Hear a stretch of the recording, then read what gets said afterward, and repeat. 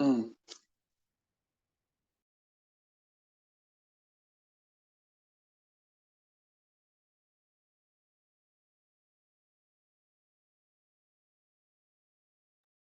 Start చేయండి madam.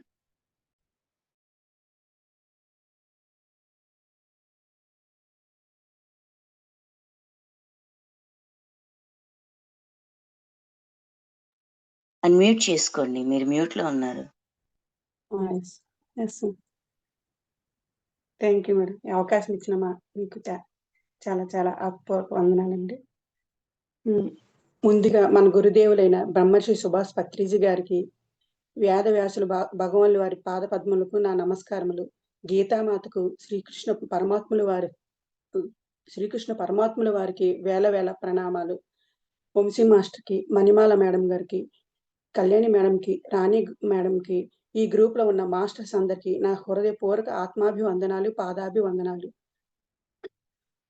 ఈరోజు మనం చెప్తున్న టాపిక్ ఏంటంటే భగవద్గీత 12వ అధ్యాయము భక్తి యోగము. ఈ భక్తి యోగంలో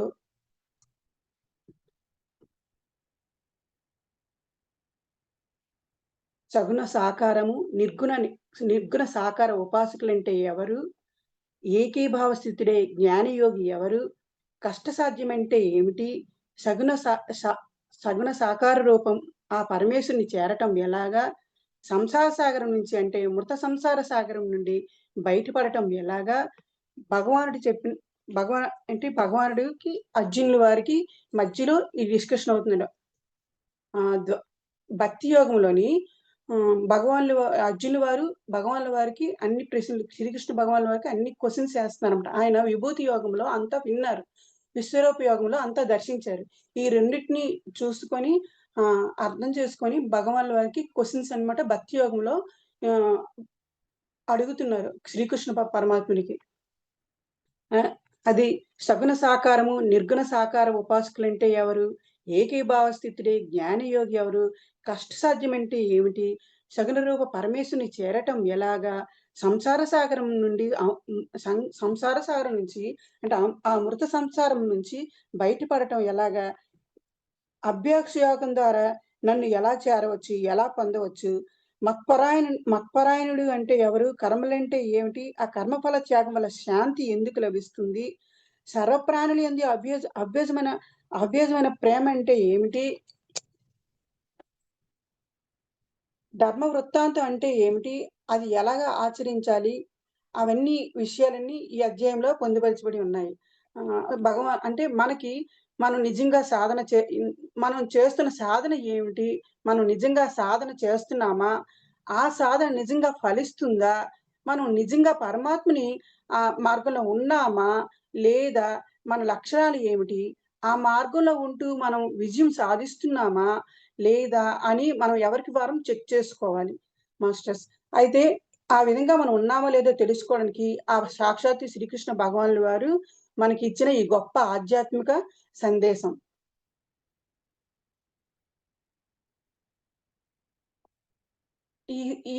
అంటే భగవాన్ వారు ఈ భూలోకంకి వచ్చి అర్జునుల వారితో ఆ పూర్ణాత్మైన శ్రీకృష్ణ పరమాత్ముడు, పరమాత్ములు అంటే శివుడు అవ్వచ్చు, పూర్ణాత్మ స్థితిలో ఎవరున్నారు, గ్రాండ్ మాస్టర్స్ అందరూ పూర్ణాత్మ స్థితిలో ఉంటారు.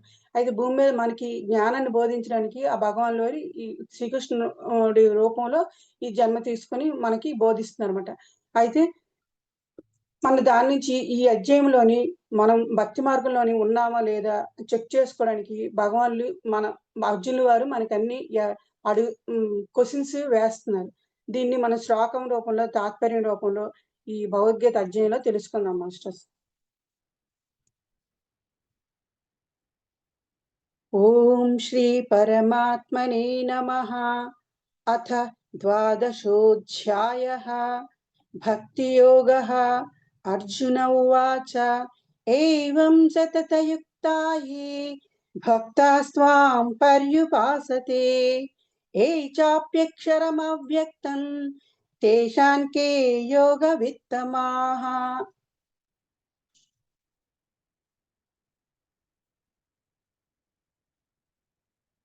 మయ్యావిష్య మనో యే మాన్ నిత్యయుక్తా ఉపాసతే శ్రద్ధయా పరయోపేతాస్ ते मे युक्ततमा मताः ये त्वक्षरमनिर्देश्यम् अव्यक्तं पर्युपासते सर्वत्र गमचिन्त्यं च कूटस्थमचलं ध्रुवं सन्नियम्येन्द्रियग्रामं सर्वत्र समबुद्धयः ते प्राप्नुवन्ति मामेव సర్వభూతహితే రతాః.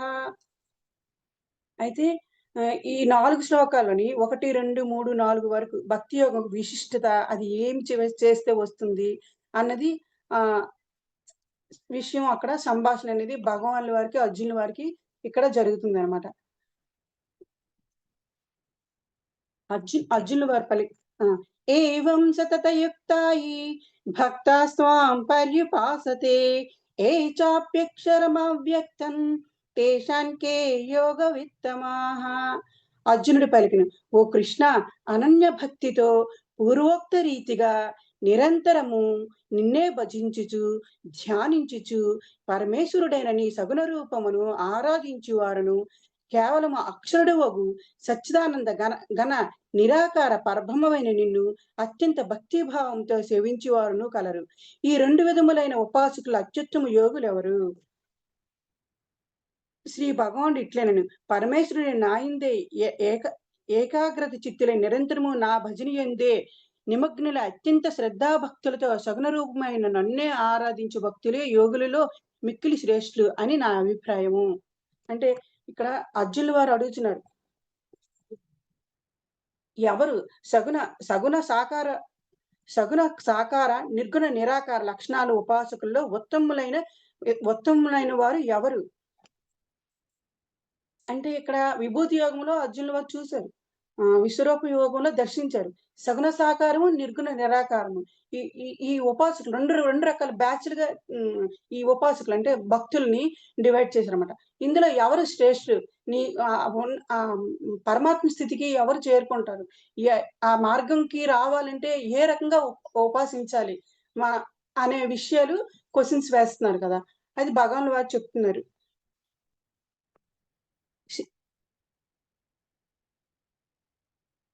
నా యందే ఏకాగ్రత చిత్తులై నిరంతరము నా భజన ధ్యానాదులు యందే నిమగ్నులై అత్యంత భక్త్యా శ్రద్ధలతో సగుణ రూపము నన్ను ఆరాధించు భక్తుల యోగులలో మిక్కిలి శ్రేష్ఠులని నా అభిప్రాయము. అంటే నిరంతరము ఆయన భగవాన్ని ఎవరు భక్తితో శ్రద్ధతో భజిస్తారో, ఏకాగ్ర చిత్తంతో ఉంటారో వాళ్ళు భగవంతుని చేరుతారని ఈ వాక్యంలో చెప్తున్నారు.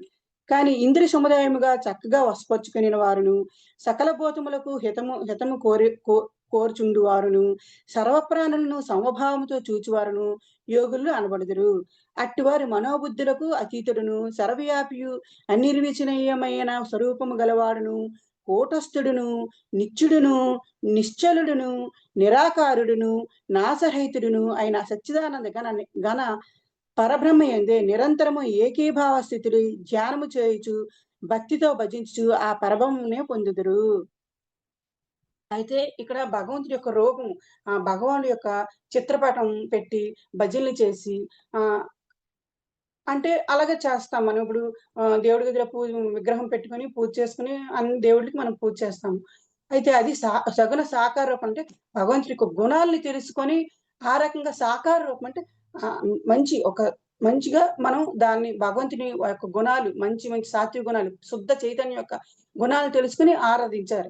ఆ రకంగా ఆరాధించే వాళ్ళు కూడా భగవంతుని చేరుతారు. ఇందులో 2 మార్గాలు చెప్పారు కదా. దానికి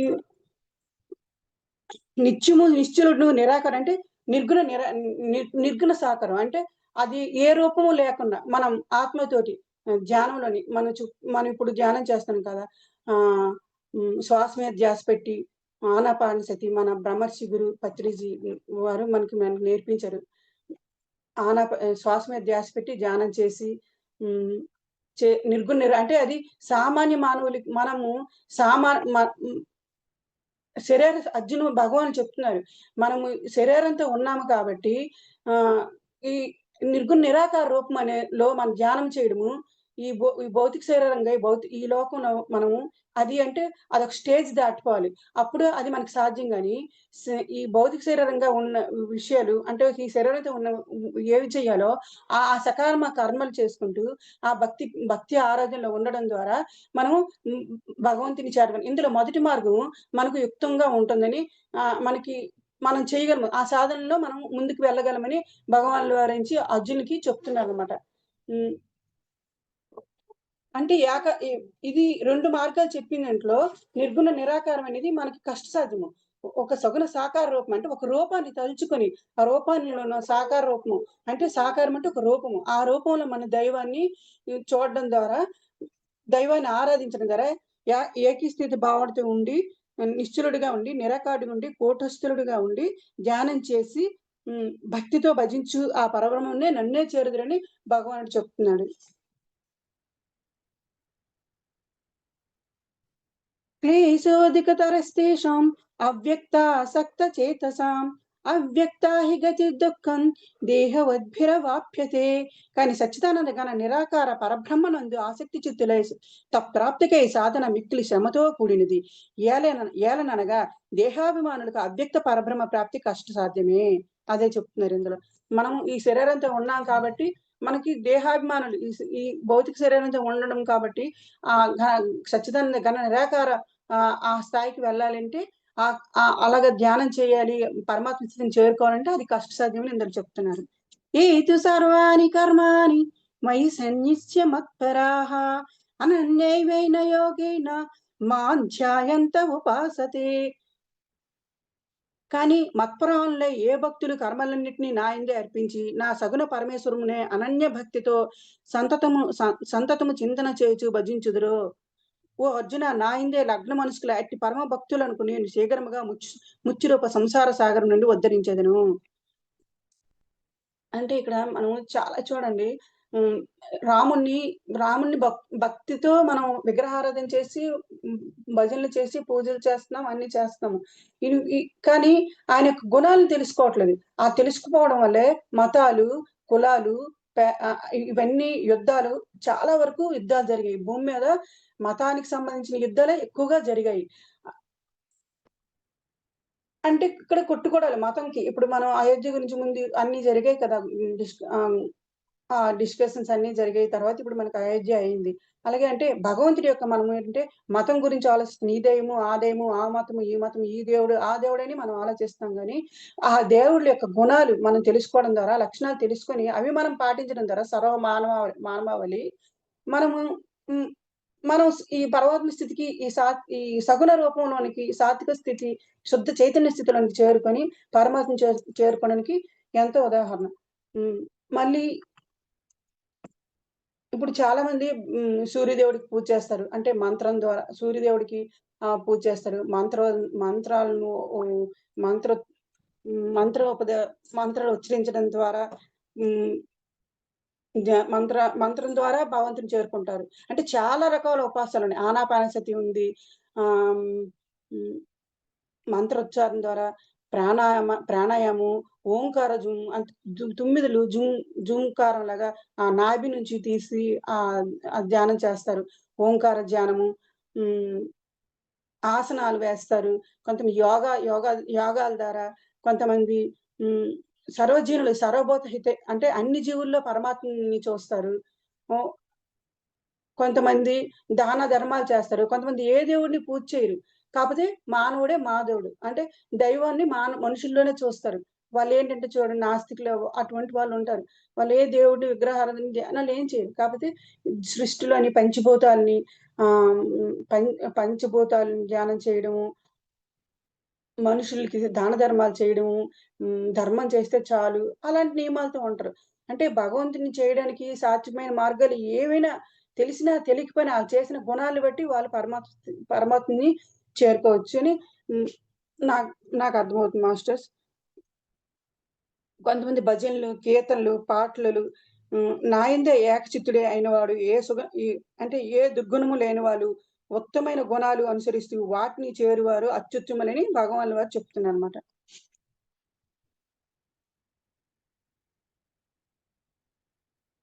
ఆహ్, ఇష్టదైవం మీద ఏకాగ్రత, అంటే ఓంకారనాదం, ఉచ్ఛ్వాస, నిశ్వాస, హ్మ్, ప్రాణాయామం, ఇవన్నీ పత్రిజీ గారు మనకు నేర్పించారు కదా!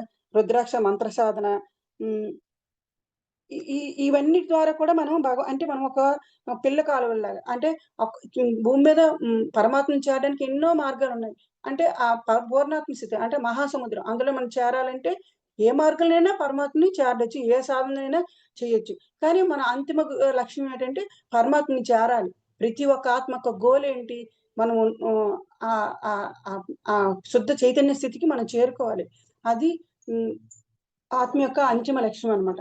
దాన్ని చేరడానికి ఈ మార్గాలన్నీ మానవులు చేసిన సాధనలు, సగుణ సాకారము, నిర్గుణ నిరాకారం గురించి హ్మ్, భగవాన్లు ఇందులో బాగా చెప్తున్నారు.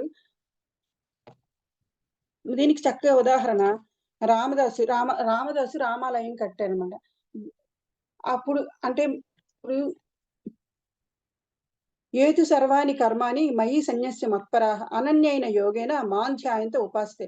కానీ మత్పరాలైన ఏ భక్తులు కర్మలన్నిటిని నాయందే అర్పించి, నా సగుణ పరమేశ్వర రూపమునే అనన్య భక్తి యోగముతో సంతతము చే సంతతము చింతన చేయుచు భజించుదురో, ఓ అర్జున నాయందే ఆ లగ్న మనస్కులే అట్టి పరమ భక్తులు నేను శీఘ్రముగానే మృత్యు సంసారపు సాగరం నుండి ఉద్ధరించెదను. అంటే ఈ ఈ ఉపాసనలన్నీ ఇది రామదాసు అంటే మత్పరాయణుడు. అంటే ఆయన హ్మ్. భగ సు ది రాముడి గురించి గుడి కట్టించారు. ఆ రామాలయం గుడి కట్టేటప్పుడు ఆయన హ్మ్. గుడికి కొంత చాలా ఖర్చవుతుంది గదా! ఇంత చుట్టూ ఉన్న వాళ్ళనమాట దానీష మహారాజుకి అంటే చుట్టూ ఉన్నోళ్ళు ఈర్ష్యతోటి ఈయనకింత డబ్బెక్కడ వచ్చింది? ఈయనేమో చేశాడు, దొంగిలించాడు అని చెప్పేసి మహారాజుకి ఆహ్, ఫిర్యాదు చేయగానే ఈయనకి బంధించేస్తారన్నమాట.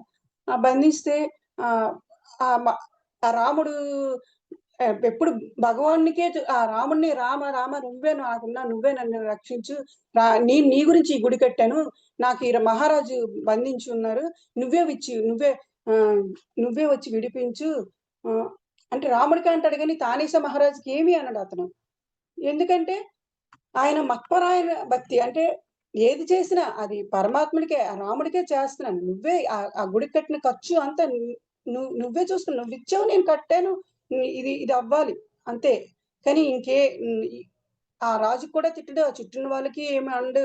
అంటే ఆ భక్తిలోనే ఏకం ఉంటాడు. అప్పటికి రాముడు పలకపోతే హ్మ్. ఎవరబ్బు తిని కులుకుదు రామచంద్ర అని హ్మ్. మరి అన్ని తిడతాడనమాట భగవంతుడికి. ఒక దగ్గరగా ఒక ఫ్రెండ్ లాగా అయినా రాముడు రాడు. అప్పుడు సీతమ్మకి ప్రార్థిస్తాడు. అప్పుడు సీతమ్మ ఏంటి నువ్వు సీతమ్మ ఈ ఈ వెల్ రక్షించుదమా అనేసి అదే రాముల వారికి అడిగితే రాముల వారు అంటారు, "అతనికి కర్మ ఉంది. గతంలో చిలుకను బంధించాడు కాబట్టి చిన్న కర్మ బంధంలో చిక్కుకొని అలాగా జరిగింది. ఆ కర్మ ఉన్నంత వరకు అది అలా జరుగుతుంది" అని చెప్పేసి సీతమ్మ వారికి రాముల వారు చెప్పడం జరుగుతుంది. ఆ రా ఆ తర్వాత జైల్‌లో చాలా రోజులు ఉండి మళ్ళీ బయటికి వచ్చాక రాములు వారు వచ్చి, నీకు మోక్షం ఇస్తాను వచ్చేయి" అని చెప్తే, "నాకొద్దు నాకు ఈ గుడి కట్టాలి. ఈ గుడి క్లియర్ అయిన వరకు నేను రానని" చెప్పేసి అంటాడు. అంటే అక్కడ మోక్షం ఇచ్చినా తను అంటే దేన్ని ఆశించలేదు. మోక్షం ఇచ్చినా తను మోక్ష స్థితికి వెళ్ళకన్నా ఆ గుడి అయిన వరకు అక్కడే ఉండి రాముడి గుడి అయిన వరకు అక్కడే ఉండి ఆహ్, తర్వాత పరమాత్మలో ఐక్యం అయ్యారనమాట. అంటే మత్పరాయణ తత్వం అంటే అది చెప్పిన చక్కని ఉదాహరణ రామదాస్ అని నేను చెప్తున్నాను మాస్టర్స్.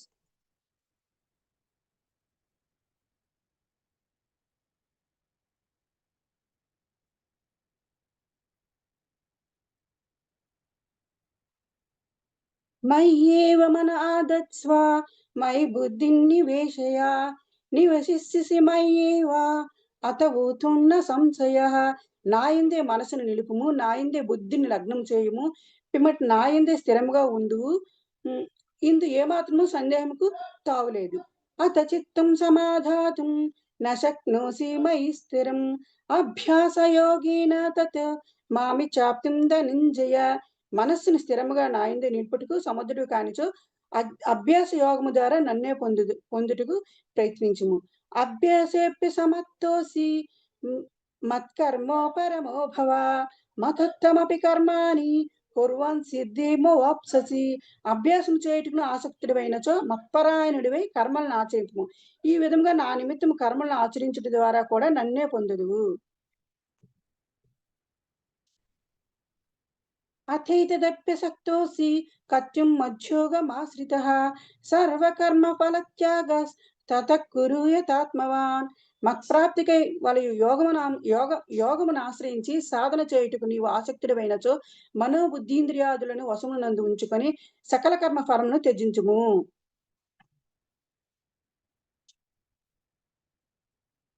ఇక్కడ ఏం చెప్తున్నారంటే, మనస్సును స్థిరముగా నాయందే నిలుపుటకు సమర్థుడు కానిచో అభ్యాస యోగము ద్వారా కూడా, అంటే ఇప్పుడు అభ్యాస యోగము మనం ఇప్పుడు నిర్గుణ నిరాకారం దాంట్లో ఏంటి, ఏకచిత్తుడై ఉండాలి, ఏకీభావ స్థితిలో ఉండాలి, స్థిరుడుగా ఉండాలి, ధ్యానం చేయాలి, అవన్నీ మా సంసార సాగర్ నుంచి బయటకు వచ్చేయాలి.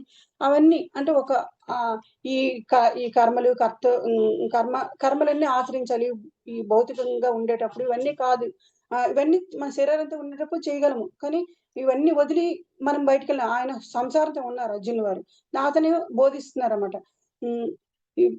ఇవేం చేయకపోయినా అభ్యాసం అంటే ఇగో మన తపస్సు, ఈ సూర్యుడికి ధ్యానం చేయడము, ఈ ఆనాపానసతి,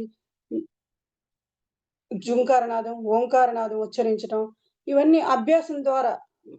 అదొక్కటే. అదే కాకుండా కర్మలు కర్మఫల త్యాగం అంటే మనం చేసిన పని మనం ఏంటంటే దాన ధర్మాలు చేస్తాం, దీని నుంచి ఫలితం రావాలి. ఇప్పుడు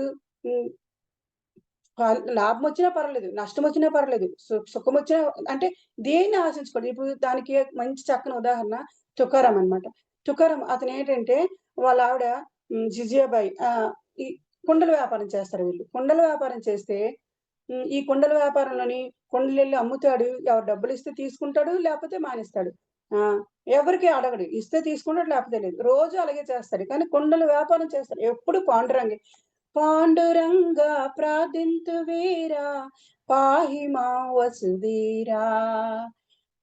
కుండలిసైనా కృపచూపవీరా, కుండలిసైనా కృపచూపవీరా, పాహి మా వసుధీరా, పాహి మా వసుధీరా.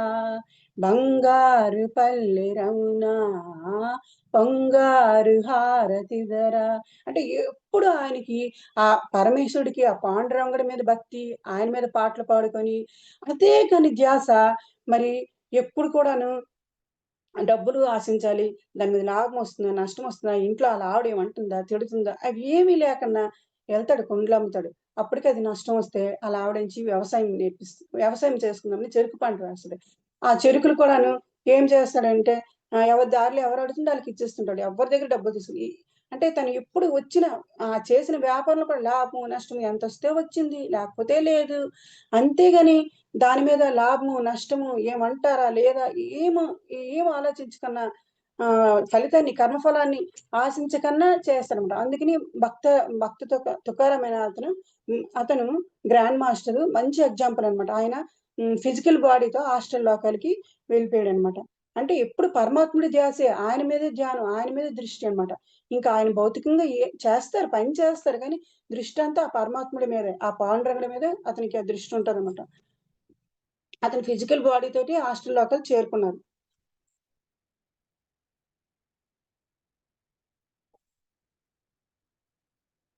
మనము దీనికి చక్కని ఉదాహరణ భక్తి తుకారాం మాస్టర్.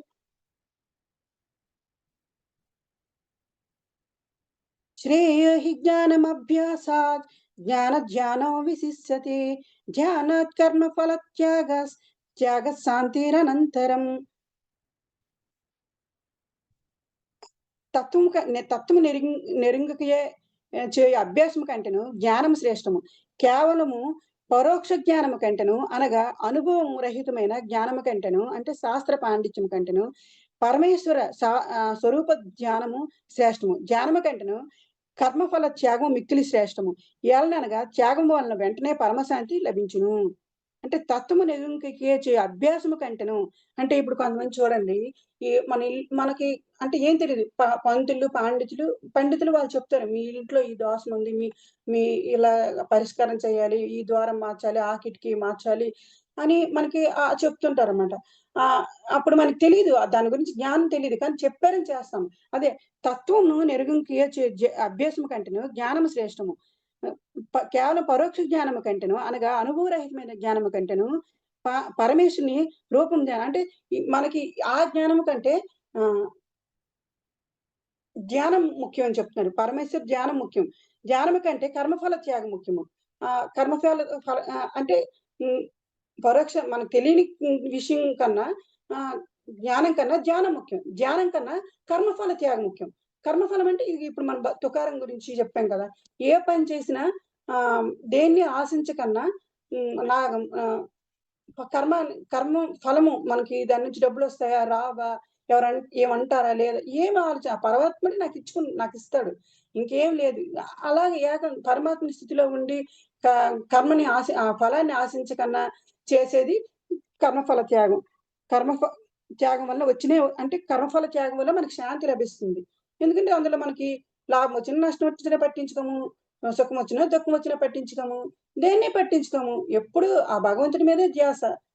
దానివల్ల మనకి భగవంతుడే చూసుకుంటాడు అని ఆ ఆలోచన అంటే వాళ్ళలో ఒక భయము అవేమి ఉండవు. ఆశించి చెయ్యరు వాళ్ళు. నిస్వార్థపరులు. స్వార్థం లేకన్నా, లాభం లేకన్నా ఆ విధంగా చేసే పనులన్నీ హ్మ్. కర్మఫల త్యాగం కింద వస్తాయి మాస్టర్స్. అయితే ఇప్పటి వరకు 1-12 శ్లోకాల్లోని ఏంటంటే హ్మ్. పరమాత్ముల వారికి, అర్జునుల వారికి సగుణ సాకారం, నిర్గుణ సాకార రూపాల్లోని వాటి యొక్క అవి అంటే ఆ పరమాత్మ స్థితికి చేరడానికి ఏ ఏ లక్షణాలుండాలి? ఏ రకంగా మనం సాధనలు చేయాలి? ఈ అవన్నీ ఇద్దరి మధ్యన డిష్ ఆహ్ క్వెషన్స్, ఆన్సర్స్. అంటే క్వెషన్స్ అన్నీ అర్జునుల వారేస్తారన్నమాట. సగుణ సాకార రూపం అంటే 2 వర్గాలు. నిర్గుణ, నిరాకారం. ఈ 2 భక్తులలోని ఈ ఈ ఈ 2 భక్తుల్లో ఎవరు గొప్పమైన భక్తులు, ఉత్తమమైన మార్గం కలిగిన వారు, ఎవరు పరమాత్మ స్థితికి వెళ్తారు అని అర్జునుల వారు క్వెషన్స్ ఏస్తారు. అయితే ఈ లక్షణాలు, ఈ గుణాలు మనలో ఉన్నాయా? అంటే ఈ రకంగా మన సాధన చేస్తున్నామా? మన సాధన ఫలిస్తుందా? మనం ముందుకు వెళ్తున్నామా? ఎవరికి వాళ్ళే చెక్ చేసుకోవాలన్నమాట. ఇ ఇ ఇక్కడి వరకు మార్గాలు చెప్పారు. భగవానులు వారు మనం సాధనకి మార్గాలన్నీ చెప్పారు సర్వమానవాళికి. అయితే ఇప్పుడు 13 శ్లోకంలో ఏం చెప్తున్నారంటే, "అద్వేష్ట సర్వభూతానాం మైత్రి కరుణ ఏవ చ నిర్మమో నిరంకార సమదుఃఖ సుఖక్షమి సంతుష్టः సతతం యోగి యతాత్మా దృఢ నిశ్చయః మయ్యర్పిత మనో బుద్ధిర్ యో మద్భక్తః స మే ప్రియః." ఏ ప్రాణి యందును ద్వేషభావము లేనివాడును, పైగా సర్వప్రాణుల యందును అవ్యాజమైన ప్రేమ, కరుణ కలవాడును, మమతహంకారములను లేనివాడును, సుఖము ప్రాప్తించినను, దుఃఖము ప్రాప్తించినను, సమభావము కలిగిన వాడును, క్షమాగుణము కలవాడును, అపరాధికి అభయం ఇచ్చువాడును, సర్వకాల సర్వవస్తువుల యందును సంతుష్టియుండు యోగియు, శరీరేంద్రియ మనస్సులను వశమునందుంచుకుని వాడును, నాయందే దృఢమైన నిశ్చయం కలవాడును, అయి నా నాయందే మనోబుద్ధులను అర్పణ చేసిన నా భక్తుడు నాకు ప్రియుడు. ఏ ప్రాణి యందును ద్వేషభావం లేనివాడును. అంటే హ్మ్, అన్ని ప్రాణులకి అంటే ఎవ్వరి మీద ద్వేషం లేనివాడు. సర్వప్రాణులందు అవ్యాజమైన ప్రేమ, కరుణ దీనికి ధర్మరాజు మంచి ఉదాహరణ. ధర్మరాజు ఏంటంటే ధర్ ఆయనకి అన్ని ప్రాణుల్ని సమానంగా ప్రేమిస్తారన్నమాట. ఎవరి మీద ఏ కుళ్ళు అంటే ద్వేషం గాని ఏమి ఉండదు. ఆయనకి పొగిడినా, తిట్టినా ఏమి తీసుకోరు. చక్కగా హ్మ్. కరుణ మమతాహంకారం లేనివాడు, సుఖము ప్రాప్తించును, దుఃఖము ప్రాప్తించును, సమభావము కలిగిన వాడును, క్షమాగుణము కలవాడును. అంటే ఇ తి ఈ అందరిని క్షమిస్తాడనమాట. ఎవ్వరిని ఏమి అనడు ధర్మరాజు. సర్వకాల వస్తువులను సంతుష్టుడై ఉండియు హ్మ్. సం సం అంటే సర్వకాల వస్తువుల్లో సంతుష్టత. అంటే సంతుష్టం. వామనుడు దీనికి చక్కని ఉదాహరణ చెప్పాడు. అలా ఆహ్ ఆయనెప్పుడు సంతుష్టిలో ఉంటాడు. మళ్ళీ దీనికి రంతిదేవుడు, హరిశ్చంద్రుడు. హరిశ్చంద్రుడు చూడండి కష్టమొచ్చినా, సుఖమొచ్చినా తన భార్య తన బిడ్డ చనిపోయిన మరణం అయినా తన సుఖంలో ఏమి అంటే భయపడలేదు. తను తోలనాడలేదు. తను స్థిరంగా భగవంతుడిని నమ్ముకొనున్నాడు. అంటే కష్టమొచ్చినా, సుఖమొచ్చినా ఒకే స్థితిలో ఉన్నాడనమాట ఆయన. మరి ద్వేషభావము, ఈర్ష్యభావము, అదే నాయందే దృఢమైన నిశ్చయము గలవాడు అయిన నాయందే మనోబుద్ధులను అర్పణ చేసిన నా భక్తుడు నాకు ప్రియుడు. మరి సతీ అనసూయ, సతీ సక్కుబాయి వీళ్ళందరూ ఏంటంటే వాళ్ళ అత్త సతీ అనసూయకి ఎంతో బాధపడుతుంది. అంటే తను భజనలు, పాటలు వెంకటేశ్వర స్వామి మీద పాటలన్నీ చాలా చక్కగా పాడుతదనమాట. అయితే తను ఒకరోజు తన అత్తించి తను బంధించేసి ఇంట్లో కట్టేసి వెళ్ళిపోతుందనమాట. ఆహ్, అయితే ఆ వెంకటేశ్వర స్వామి సాక్షాత్తు వెంకటేశ్వర స్వామొచ్చి తను విడిపించి ఏంటి నీ సాంగ్స్ అదే పాటలు, కీర్తనలు, భజనలు ఏమి లేవు అనేసంటే, ఇలా అంతా అతనికి అర్థమవుతుంది కదా! అతను అయితే నువ్వు వెళ్ళు మందిరానికి వెళ్ళని చెప్పేసి ఆమె అత్త కట్టేస్తుందనమాట. కట్లు వేయగానే ఆ కట్లు విప్పేసి తనకి భజనకి పంపించేసి స్వామివారే ఆమె అనసూయ రూపంలో కట్టులేసుకుంటే ఆళ్ళ అత్తొచ్చి మళ్ళీ ఈవిడకి బాదుతదనమాట. అయినా ఆళ్ళత్త ఎంత బాధన చేసి ఈర్ష్య గాని, ద్వేషం గాని, కుళ్ళు గాని, కపటం గాని ఏమి ఆమెకుండదనమాట. వదిలేస్తది. ఏకం నారాయణ స్వామి వెంకటేశ్వర స్వామి భక్తిలోనే ఉంటదనమాట. అది భక్తి అంటే అనసూయ. సతీ సావిత్రి. ఆమె యముడి దగ్గరికెళ్ళి తన తన భర్త ప్రాణాలను తెప్పించుకుంది. అంటే ఆ హాస్టల్‌లో అక్కడికి వెళ్లి తన పోయిన భర్త ప్రాణాల్ని తెప్పిస్తదనమాట. అంటే భక్తితోటి గెలిపిస్తదనమాట స్వామివారికి. తన భర్తని ప్రాణాలతో తను బతికించుకుంటది సావిత్రి. మరి ఇంకా ఆహ్, ఇంకెవరు హ్మ్. చక్కని ఉదాహరణ అంటే హ్మ్. జీసస్. జీసస్ ఏంటి కష్ అందరూ అతనికి సిలువేస్తారు. సిలువేసినా తనేంటంటే, ఆ సిలువ మీద ఉంటారు. అందరూ తను దొంగనేసి తప్పు ఏదో రాజు అంటే ఈయనకి సరైన గురువు కాదు, సరైన ఇది కాదు, ఇతనన్నీ చేసినవి కరెక్ట్ కాదు. ఏవో ఇప్పుడు మనుషులందరూ రాళ్ళతో కొట్టడం అన్నీ చాలా ఆ భూమి మీద జరుగుతది. అయితే పరమాత్ముడు ఆ పూర్ణాత్మైన జీసస్ ఏమంటారంటే, ఈ మనుషులకి ఏమీ తెలీదు. వీళ్ళు తెలియక ఇవన్నీ చేస్తున్నారు. పరమాత్మ ఆయన్ని క్షమించు. వాళ్ళకి తెలియక అనేసి అంటే ఎటువంటి కష్టము తను రక్తం కారుతూ ముల్లు కిరీటంలో ఉంటూ, ఆ శిలువ మీద ఎంతో బాధపడుతూ ఉన్న లాస్ట్‌కి అతను మరణస్థితిలో ఉండి కూడా అతనేంటంటే ఈ మనుషులకి ఏం అంటే ఆ ప్రేమ అవ్యజమైన ప్రేమ, కరుణ ఆహ్, హృదయమంతా ఆయన ప్రేమతో నిండిపోయిందంట సర్వ మానవాళి మీద. ఆళ్ళని రక్షించాలి. ఆయన మరణం ద్వారా మనుషులకైనా బుద్ధి రావాలి, జ్ఞానం రావాలి. అంటే అంటే ఎటువంటి పరిస్థితుల్లో కూడా అతను ఆ పరమాత్మ నా తండ్రిని అతను పరమాత్మని నా తండ్రి చిత్తమే నా చిత్తము. అంటే అతని చిత్తం పరమాత్మని ఆ తండ్రినే నమ్ముకున్నాడు. ఇటు మనుషుల్ని ప్రేమిస్తున్నాడు. తనకెంత కష్టమొచ్చినా, దుఃఖమొచ్చినా ఇంకా ఏమి పట్టించుకోలేదనమాట. ఎప్పుడూ ఆ పరమాత్మ స్థితిలోని ఆరాధనలోనే జీసస్ వారు ఉండేవారు. దానికి జీసస్ చక్కటి ఉదాహరణ మాస్టర్స్. జయదేవుడు వారు. ఇంకేటి జయదేవులు వారు కూడా వాళ్ళ ఆయన ఆయన జయదేవులు అంటే అతను హ్మ్. 12 శతాబ్దం చెందినవారు. అతను గీత గోవింద కావ్యంని అష్టపదులను రచించారు. ఆయన ఆయనేంటంటే ఆహ్, ఒకరోజు అడవికెళ్తారు. ఆ రోజు కాలంలో వేటకి అంటే అడవికి వెళ్ళేవారంట బయటికి. వెళ్తే ఆహ్, వేటలో పులి తినేసిందని వాళ్ళ ఆవిడకి చెప్తారన్నమాట. కొట్టినా అతనేం చనిపోరు. కాకపోతే మీ ఆయన చనిపోయారని జయదేవులకి చెప్తారు ఆ చుట్టుపక్కల వాళ్ళు. ఆళ్ళ ఆవిడకి చెప్తారు. ఆళ్ళ ఆవిడకి చెప్తేనే ఆళ్ళ ఆవిడ ఏంటి ఆయన లేకపోతే మరి ఆళ్ళిద్దరి మధ్య అంత బాండింగ్ ఉంటది. అయితే తను బాడీ వెకిచ్చేస్తుందనమాట. అయితే ఆయన ఇంటికి 2 రోజుల తర్వాత వస్తారు. ఏంటి ఇలా జరిగింది అనేసంటే ఇలాగా చెప్తే తను ఇలాగ హఠాత్తుగా ఇలా మరణించిందనేసి అనగానే ఈ అతను ఏంటంటే కృష్ణుడి యొక్క అనంతమైన భక్తుడనమాట ఆయన. అయితే ఆయన ఆహ్, కృష్ణుడి మీద అష్టపది రచించారు. హ్మ్. హరిరిహ ముక్తవధూనికరీ విలాసిని విలసతి ఖేలిపరీ ఆ! ఆ! చందన చర్చిత నీల కళేవర పీతవసన వనమాలి ఖేలి చలన్మణి కుండలమండిత గండయుగస్మితశాలి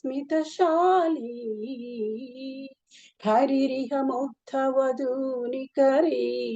విలాసిని విలసతి ఖేలిపరీ అంటే ఆయన అంటే అష్టపదిలోని చాలా పద్యాలు ఇలాగే ఒక హ్మ్, శ్లోకాలు రచించారు. ఆ కృష్ణుడు అనంతమైన భక్తి అతని కీర్తనలతోటి, భజనలతోటి స్వామివారిని ప్రత్యక్షించుకొని తన భార్య ప్రాణాలు తిరిగి రప్పించుకున్నాడన్నమాట. ఈ అంటే ఆహ్, పరమాత్మని మనం నమ్మడం వల్ల ఆయన్ని ఆయన నిరంతరం ఆ జయదేవుడు కూడా ఎప్పుడు పరమాత్మనే. తనకి డబ్బులు ఏం కావాలన్నా పరమాత్మ స్థితిలోనే ఉండేవాడనమాట. లాస్ట్ తన భార్య అంటే తనకి అత్యంతమైన ప్రేమనమాట. ఆ భార్య గురించి తను ఈ కావ్యాలు, గీతాలను రచించి తన యొక్క సాంగ్స్ ద్వారా అంటే ఇప్పుడు మన పత్రిజీ ఇప్పుడు చూడండి మనం మ్యూజిక్ పెట్టి మనం ధ్యానం చేస్తున్నాము. అంటే మ్యూజిక్‌లోని కూడా ప్రాణం ఉంది. సాధన అంటే మన కీర్తనల ద్వారా, భజనల ద్వారా భగవంతుడిని కూడా మనము ప్రత్యేకరించుకోగలము. మనము ఆయన యొక్క కృపను పొందగలం. అన్నమయ్య కూడా తన పాటలు పాడి అంటే ఆ రామదాసు కీర్తనలు మనం విన్నాం కదా! కీర్తనల ద్వారా కూడా భగవంతుడు మనతో లీనమై ఉంటారన్నమాట. ఆ పాటల ద్వారా మనతో కనెక్ట్ అయ్యి ఉంటారు. ఆ పరమాత్ముడుగా ఆ కీర్తన గురించి భూలోకంకొచ్చి ఉన్నారు. అదే అన్నమయ్య కూడా భూలోకంకి సాంగ్స్ మనం విన్నాం కదా! అన్నమయ్య సాంగ్స్‌ని. అంటే ఇప్పుడు ఆ శ్రీకృష్ణ భగవానుడు ఆమె ప్రాణాన్ని మళ్ళీ ఈ జయదేవుని యొక్క సాంగ్స్‌కి హ్మ్. ముగ్ధుడై తన భార్య ప్రాణాన్ని ఇచ్చాడనమాట. అతనిలోనే అనంతమైన భక్తి అంటే భక్తి అనేది పరమాత్మ నుంచి మనం ఏదైనా పొందుకోగలం. ఆయన్ని నమ్ముకోవడం వల్ల. మనకి ఆహ్, ఉన్నత లోకాలే కాకన్నా ఈ భౌతికంగా మనకేం కావాలో అవి కూడా ఆ మాస్టర్స్ మనకేం కావాలంటే మనకు సంకల్పం పెట్టుకోవాలి మాస్టర్స్. మనం ఏంటంటే మనకేం కావాలా? మనకి ఈ ఆటంకాలు, ఈ ప్రమాదాలు, ఈ మృత్యువులు, ఈ రోగాలు ఇవన్నీ కూడా మనం అడగాలి. మన సంకల్పం పెట్టుకోవాలి. పెట్టుకొని వాటి నుంచి బయటపడాలి. ఈ ముక్తి సంసార సాగరం నుంచి బయటపడాలి. విడుదలవ్వాలి. మనం సంకల్పం పెట్టుకుంటే అది కంపల్సరీ మన మనకి సంకల్పాలు నెరవేరుతాయి. మనం మనం సంకల్పం పెట్టడమే కాకుండా, ఆ సాధన ఎలా చేయాలి? అంటే ఇందులో ఈ 13 శ్లోకాల నుంచి ఈ 20 శ్లోకాల వరకు అంటే మనం ఆయన యొక్క లక్షణాలు అంటే ఈ గుణాలన్నీ చెప్పారు. కానీ ఎటువంటి లక్షణాలు ఉంటే మనం పరమాత్మ స్థితికి చేరుతాము అనేవి హ్మ్. ఈ 13-20 శ్లోకాల్లోని చెప్పారనమాట భగవాన్లు వారు. యస్మాన్న ద్విజతే లోకో లోకాన్నో ద్విజతే చ యః హర్షామర్షభయోద్వేగే ముక్తే యస్య చ మే ప్రియః. లోకమున ఎవరికి ఉద్వేగము కలిగింపని వాడును, ఎవరి వలన తాను ఉద్వేజితుడు కానివాడును, హర్షము, ఈర్ష్య, భయము, ఉద్వేగము మొన్నగు వికారం లేనివాడును అగు భక్తుడు నాకు ప్రియుడు. అనపేక్ష శుచిర్దక్ష ఉదాసీనో గతవ్యదః సర్వారంభ పరిత్యాగి యో మద్భక్త స మే ప్రియః. ఏ మాత్రము కాంక్ష లేనివాడును, శరీరేంద్రియములు మనస్సులను యందు శుచి అయి ఉన్నవాడును, దక్షుడును, పక్షపాత రహితుడును, ఎట్టి దుఃఖములకు చలింపని వాడును, సమస్త కర్మముల యందు కర్తృత్వాభిమానము లేనివాడును అగు భక్తుడు నాకు ప్రియుడు. यो न हृष्यति न द्वेष्टि न शोचति न काङ्क्षति शुभाशुभ परित्यागी भक्तिमान् यः स भक्तिमा भक्तिमान् यः स च स భక్తిమాన్ యస్స మే ప్రియః. ఇష్టవస్తు ప్రాప్తికి పొంగిపోని వాడును, దేని యందును ద్వేషభావము లేనివాడును, దేనికిని శోకింపని వాడును, దేనిని ఆశంపని వాడును, శుభాశుభ కర్మములను త్యజించిన వాడును ఆయన భక్తుడు నాకు ప్రియుడు. అంటే మనం పైన ఉదాహరణలు చెప్పాం కదండీ! ఆహ్,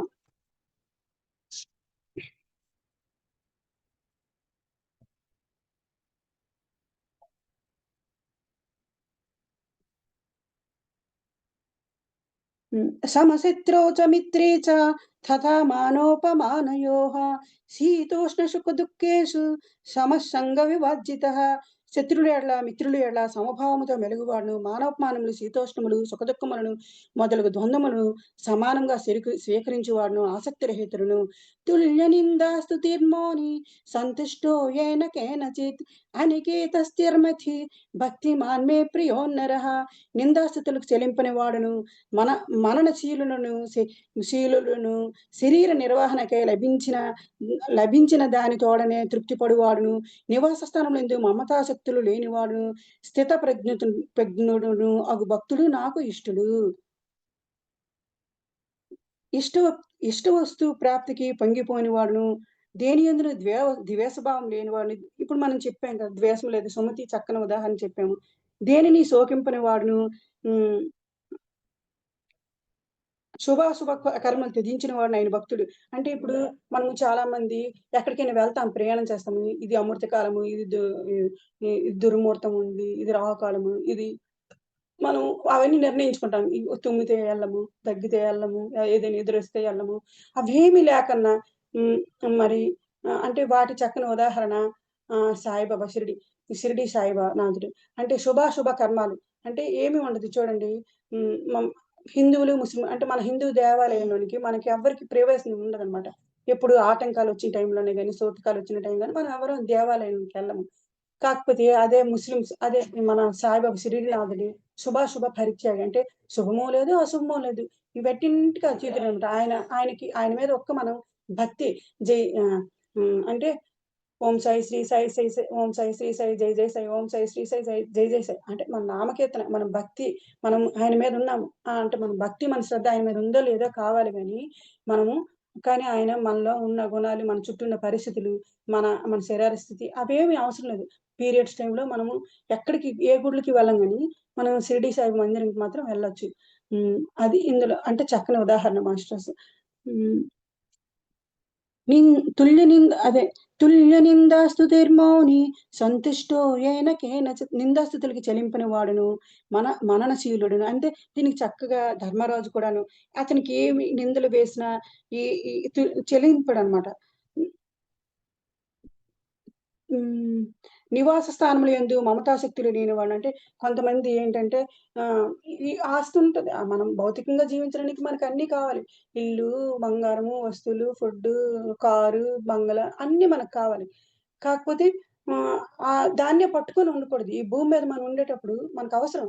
అవసరం మట్టుకు ఉండాలి. కానీ అవి లేకపోతే బతకలేని దానిలో ఉండి ఇవన్నీ వదిలేసి ఆధ్యాత్మిక విషయాలు, జ్ఞానమంతా వదిలేసి ఆస్తుల గురించి, బంగారం గురించి, నగల గురించి, కార్ల గురించి, గౌరవాల గురించి మరి లోక సంబంధమైన, ఇహపరమైన లోక సంబంధమైన ఆహ్, అంటే అవుండాలి. మనుషుల జీవనానికి మనకు ఉండాలి గానీ, అందులోనే ఉండకుండా మనము బయటికి రావాలి. భగవంతుడి ధ్యానంలోనే ఉండాలి. అవసరానికి ఉండాలి. మనకు వదిలేయాలన్నప్పుడు వాటిని పట్టుకొని వదలడానికి మనం రెడీగా ఉండాలి. బంగారు కారులో తిరగొచ్చు. బంగారు మేడలో ఉండొచ్చు. కానీ అవి మనం మన మన శరీరానికి వాహనం. మన ఆత్మకి శరీరం ఎలాగ వాహనమో, మనం మన శరీరానికి అవి వాహనం. అంటే ఒక అది వాహనంలాగే వాడాలి. మనం ఈ శరీరాన్ని వదిలినప్పుడు వదలని దాని మీద దృష్టి లేకుండా, దాని మీద కోరిక లేకుండా మనం దాన్ని వదలడానికి మనం రెడీగా ఉండాలి. మనం ఎప్పుడు పరమాత్మ స్థితిలోని పరబ్రహ్మ స్థితిలోని ఆ భగవంతుడి మీద స్థిరచిత్తుడై మనము నిశ్చలుడుగా స్థిరంగా ఉండాలి. స్ ఉండాలి మాస్టర్స్.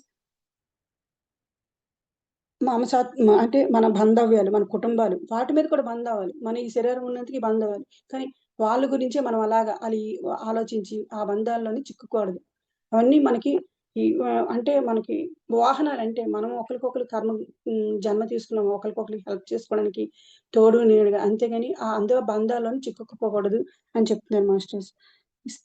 స్థిత ప్రజ్ఞతను అగు భక్తుడు నాకు ఇష్టుడు. స్థిత ప్రజ్ఞత అంటే దీనికి గౌతమ బుద్ధుడు దానికి చక్కని ఉదాహరణ. అంటే ఆయన చూడండి తనకెప్పుడు జ్ఞానం వచ్చిందో, అతను తన భార్యని, పిల్లల్ని అందరిని వదిలి తన యొక్క జ్ఞానాన్ని, ఆ దైవాన్ని తెలుసుకోవడానికి తన తపస్సుకి వెళ్ళిపోయారు కదా! అది గౌతమ బుద్ధుడి వారు చక్కని ఉదాహరణ. ఏతు ధర్మేముతే ముధై యథోక్తం పర్యుపాసతే శ్రద్ధదానా మత్పరమా భక్తాస్తే తీవ మే ప్రియాః. పర్యుక్త ధర్మామృతం ఇదం సేవించు. పైన పేర్కొనబడిన ఉత్తమ గుణములు కలిగి ఉండి నిష్కామ భక్తి శ్రద్ధలతో మత్పరాయణులైన భక్తులు నాకు అత్యంత ప్రియులు. అంటే ఇవన్నీ మనం చేయకపోవచ్చు. ఈ 13 నుంచి 19 శ్లోకాల వరకు మనం చేయకపోవచ్చు. ఈ లక్షణాలు, ఈ గుణాలు, సాత్విక గుణము, ఉద్వేగము, ఈర్ష్య, ద్వేష, అసూయ ఆహ్, మనం పట్టుకుంది వదలలేకపోవడం, బంధాలు చిక్కుకోవడము అన్నీ మనం చేయకపోవచ్చు. కనీసం ధర్మంలోనే ఉండమని చెప్తున్నారు లాస్ట్‌కి పరమాత్మ వారు. అంటే మానవ స్థితిలో ఆయన ఉన్నారు కాబట్టి మనకున్న కష్టాలు, నష్టాలు అన్నీ ఆయనకి తెలుసు కాబట్టి శరీర రూపంలో ఆయన కూడా అనుభవించారు కాబట్టి సర్వమానవాళిని రక్షించడానికి తను ఏమన్నారంటే లాస్ట్‌కి మీరు ధర్మ మార్గంలో ఉండడం వల్ల మీ జన్మ తరిస్తుంది. మీకు ముక్తి జరుగుతుంది. ముక్తి కలుగుతుంది అని పరమాత్ములు చెప్తున్నారంటే, ఆ ధర్మం కూడా ఏం చెప్తున్నారంటే హ్మ్. హ్మ్. ఆ! మత్పరాయణులే భక్తి శ్రద్ధతో అంటే ఇక్కడ ఏంటంటే నిష్కామ కర్మతో అంటే ఇప్పుడు మనం ధర్మం చేస్తాము. దాని నుంచి ఈ ధర్మం చేస్తున్నాం, ఈ పూజ చేస్తున్నాం, ఈ దానం చేస్తున్నాం. దీని నుంచి మనకు లాభం రావాలి. దీని నుంచి మనం అంటే ఆశించకూడదు. భగవంతుడు నాకు కాకుండా నిష్కామ కర్మ చేయాలక్కడ. అంటే ఈ కర్మని ఫలితాన్ని ఆశించకుండా మనం కర్మం చేయాలి. చేయడం ద్వారా అంటే ఆ కర్మ వచ్చిందంతా శ్రీ కృష్ణార్పణమస్తు, శ్రీ శివార్పణమస్తు అంటే మనం చేసిన పని అంతా చేస్తాం. శ్రద్ధగా చెయ్యాలి. మనం చేసిన పని మనం చేయాలి. వచ్చిన ఫలితం మీద ఆశించకుండా, ఆ ధర్మం కూడా చేసిన ధర్మం కూడా ఫలితాన్ని ఆశించకుండా నిష్కామంగా చెయ్యాలన్నమాట. ఏతు ధర్మామితమిదై యథోక్తం పర్యుపాసతే శ్రద్ధదాన మత్పరమా భక్తాస్తే అతీవ మే ప్రియః. హ్మ్. అది ఇందులో చెప్తున్నాను. నిష్కామ భక్తి శ్రద్ధలతో మనం చేయమని ఆహ్, చేసిన ద్వారా కూడా నన్నే చేరుతారు అని పరమాత్మ గారు అర్జున్ వారికి బోధిస్తున్నారు మాస్టర్స్. అంటే ఇప్పుడు మనం ఈ పైన ఈ చెప్పిన సగుణ సాకారము, నిర్గుణ నిరాకారము ఈ రెండు మార్గాల్లో ఉన్న మార్గాల్లో మనం ఉన్నామా లేదా? మనం ఆ గుణాల్లో ఉన్నామా లేదా? అందుకని మనం ఆ గుణాల్లో ఉండడానికి సజ్జన సాంగత్యము, శాస్త్ర శాస్త్రపు ధ్యానం చేస్తాం. అంటే ఇగోండి ఆ అధ్యాయాలు భగవద్గీతని, రామాయణమని, ఈ పురాణాలవన్నీ మనం ప్రతి ఒక్క రోజు మన మాస్టర్స్ అందరూ ప్రతి ఒక్క గ్రంథాలోని సారాంశం చెప్పి అంటే సజ్జన సాంగత్యం చేయడం ద్వారా, ఈ గ్రంథ పఠనం ద్వారా, మరి ధ్యానం ద్వారా శ్వాస మీద ధ్యాస పెట్టడం ద్వారా మరి వంశీ మాస్టర్ మనకు చూపించిన కళల ద్వారా మన కర్మలు చూసుకొని అంటే మన కర్మ అంటే మనం భౌతికంగా ఉన్నప్పుడు ఈ కర్మలు ఇవన్నీ మనము పట్టించుకోమనమాట. ఏదో మనం తెలుసుకోము. మనం ఈ జ్ఞానం మన ఆధ్యాత్మిక జ్ఞానం అందకముందు, ఈ ధ్యానం మనకు అందకముందు మన జ్ఞానం ఎలా ఉండేది? ఒకళ్ళు తిడితే తిట్టే టైపు, ఒకళ్ళు కొడితే కొట్టే టైపు. అంటే అంత లేకపోయినా ఆ ఈర్ష భావము ప్రతి ఒక్కరి కొంచెం మనం అందులో ఉంటది. కానీ ఇప్పుడు మనం ఈ క్లాసులు విన్న తర్వాత ఏదైనా కర్మ అలా ఉండకూడదు. అంతా ఒకటే. సర్వజనం అందరం ఒకటే. అంతా పరమాత్ముని బిడ్డలము. సృష్టి అంతా ఒకటే. ఈర్ష్య లేదు, ద్వేషం లేదు.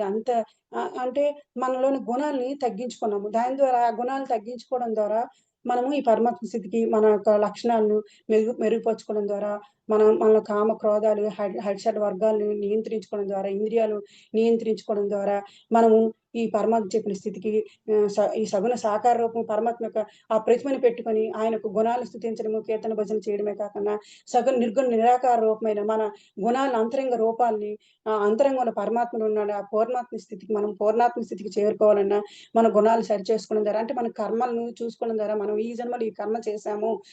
అంటే మనం ఆ జన్మలో ఎంతో తప్పు చేశాము. ఈ జన్మలో అనుకుంటాం మనం ఎంతో మంచోళ్ళమని. కానీ ఎన్ని జన్మలో ఎన్ని చేశామో మనకి ఒక పిక్చర్ లాగా అంటే హ్మ్. మనకి మనం ఎన్ని జన్మలు ఏవో చేసాము. ఇప్పుడు మనం ఎప్పుడు తెలుసుకుంటున్నామో మనకు చాలా పశ్చాత్తాపం వస్తుంది. అంటే దానివల్ల మన పశ్చాత్తాపం వల్ల మన పరివర్తన వస్తుంది. పరివర్తన వల్ల మన బుద్ధి సరవుతున్నాం. బుద్ధి సరవడం వల్ల కర్మలు క్లియర్ అవుతాయి. అంటే కర్మ ధ్యానం చేస్తున్నాము, పశ్చాత్తాప పడుతున్నాము, మన గుణాలు సరిచేసుకుంటున్నాము, ధ్యానం చేస్తున్నాము, సజ్జన సాంగత్యం చేస్తున్నాము, మాస్టర్స్ అందరూ మనం మీట్ అవుతున్నాం, ఇలా క్లాసులు వింటున్నాము, అన్నీ చాలా వరకు మనం మన జీవన విధానాన్ని మార్చుకుంటున్నాము. ఒక 50% అయినా మనం మారుతున్నాము. ఇందులో చాలా మంది మారిన వాళ్ళున్నారు. ఉన్నత గుణాలతో ఉన్నవాళ్ళు ఉన్నారు. ఉన్నత మార్గంలో డైమెన్షన్స్‌లో కూడా ఉన్నవాళ్ళు ఉన్నారు మాస్టర్స్. అయితే వంశీ మాస్టర్, రాణి మేడం చెప్పిన క్లాసుల ప్రకారం నేను విని నాకు అర్థమైంది చెప్పాను. నేను చెప్పిన దాంట్లో ఏదైనా తప్పుంటే నన్ను క్షమించండి. అర్థం కాకపోతే ఆహ్, కాకపోతే నేను టెన్షన్‌లో కొంచెం మీకు కన్‌ఫ్యూజ్ అయ్యి అనిపిస్తుంది నాకు. కాకపోతే నన్ను క్షమించండి. చెప్పిన దాంట్లో మీకేమైనా అర్థం కాకపోతే, మరి నాకిచ్చిన ఈ అవకాశం బట్టి, ఈ క్లాస్‌ని బట్టి మాస్టర్స్‌కి మీకు అందరికీ కృతజ్ఞతలు చెప్తున్నాను. మా వంశీ మాస్టర్‌కి, రాణి మేడం గారికి, మణిమాల మేడం గారికి అందరికీ జ్ఞానం నాకు జ్ఞాన బోధన చేసినందుకు, ఆధ్యాత్మిక మార్గంలో నడిపించడానికి నాకు సహకరించిన నా గురువులందరికీ, ఈ పరమ గురువులందరికీ నేను థాంక్ యూ చెప్తున్నాను. అయితే లాస్ట్‌కి మనం ఇది చెప్పిన తప్పో, ఒప్పో, కరెక్టో, కాదో అవన్నీ మన క్షమాపణ ప్రార్థన చేయడం ద్వారా చెప్పిన దీంట్లో దోషం లేకుండా ఉండాలంటే మనకి లాస్ట్ భగవద్గీతలో ఓం తత్సదితి శ్రీమద్ భగవద్గీతాసు ఉపనిషత్సు బ్రహ్మ విద్యాయ యోగ శాస్త్రే శ్రీకృష్ణార్జున సంవాదే భక్తి యోగో నామ ద్వాదశోధ్యాయః శ్రీకృష్ణార్పణమస్తు. అంటే ఇది లాస్ట్‌కి చదవడం వల్ల మన భావం తప్పవచ్చు. అంటే ఏదైనా ఉండొచ్చు. మన ఉచ్చారణలో తప్పు ఉండొచ్చు. మన పలికే విధానంలో ఉండొచ్చు. మనం ఏదైనా ఉండొచ్చు. ఇవన్నిటికి ఆ పరమాత్ముడికి మనం సమర్పిస్తున్నాం. మనం చేసిన పూజన అంటే ఇప్పుడు చేసిన క్లాస్ అయినా ఈ ఫలితం వచ్చినా మీరు లైక్ కొట్టినా మీరు లైక్ కొట్టినా, లైక్ కొట్టకపోయినా, మీరు మెచ్చుకోకపోయినా అంటే దేన్ని ఆశించకన్నా ఇప్పుడు ఇదంతా కృష్ణం. నేను చేసిన పని నేను చేస్తున్నా. నాకు అవకాశం వచ్చింది. యూనివర్స్ నాకు అవకాశం ఇచ్చింది. నేను చేశాను. నేను చెప్పాను ఈ క్లాసు. మాస్టర్స్ నాకు అవకాశం ఇచ్చారు. మణిమాల మేడం అవకాశం ఇచ్చారు. నేను చెప్పాను. అంతేగాని కానీ ఫలితాన్ని ఆశించకన్నా నేను చెయ్యాలి. మనం చేసిన పని ప్రతి ఒక్కరం అంతే. అలా చేయడం ద్వారా అంతా ఆ పరమాత్మకి సమర్పించడం ద్వారా మనకి ముక్తొస్తుందని కాదు గానీ, ఆ ముక్తి అంటే అది కూడా మనం దృష్టిలో పెట్టుకోకన్నా అంటే పరమాత్ముడినే మనం సమర్పించి చేయాలనమాట. ఆ ముక్తి మార్గమనే కాదు గానీ, మనం భక్తి మార్గంలో ఉండి భక్తి మార్గంలో తరించి, మనం ఫస్ట్ మెట్టు భక్తి మార్గమే కదా! ఇప్పుడు ధ్యాన మార్గం వచ్చాను. ఆ భక్తి మార్గంలోని ఈ ధ్యాన మార్గం ఉంటే కదా! ధ్యానంలోని ఇంత మనం పర్ఫెక్ట్ అయ్యాము. అందుకని ఆ మెట్టుని ఎప్పుడూ మర్చిపోకూడదు. అంటే అది సగుణ సాకార రూపంలో మనం పరమాత్మని దర్శించుకోవాలి మాస్టర్స్. ఆహ్, అని నాకు అర్థమైంది నేను చెప్తున్నాను మాస్టర్స్. Thank you master. ఈ అవకాశం ఇచ్చిన మణిమల మేడంకి అందరికి, గురువులందరికీ థ్యాంక్ యూ. వేల వేల